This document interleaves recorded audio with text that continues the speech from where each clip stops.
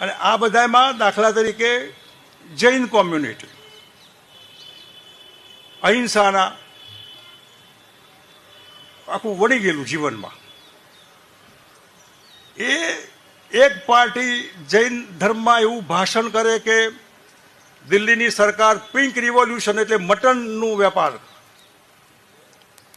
એમાં આખી દુનિયામાં એક્સપોર્ટમાં પિંક રિવોલ્યુશન વાળા આવું મારે જૈનોમાં ભાષણ કરવું કે હામી પાર્ટી વાળા ગાયો કાપવા વાળા છે, ત્યાં મત નહીં આપતા.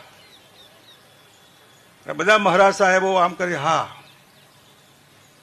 હવે એ પત્યા પછી એ પાર્ટીનું રાજ આવ્યા પછી પિંક રિવોલ્યુશનમાં નંબર 1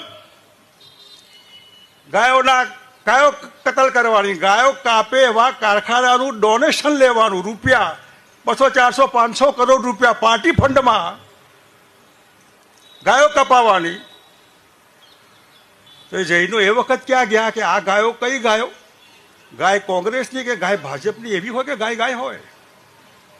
કોંગ્રેસની ગાય કપાય તો તમને તકલીફ છે, તો ભાજપની ગાય કપાય એમાં કેમ તકલીફ નથી પડતી? તમે કોને કોને આંધળા થઈને વર્ગી પડ્યા છો? આ વોટ બનાવો છો લોકોને?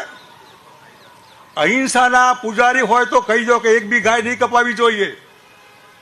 તમારે ગાયો કાપવા વાળાના ડોનેશન ન લેવાય. અમારા ક્ષત્રિયો લોકસભાના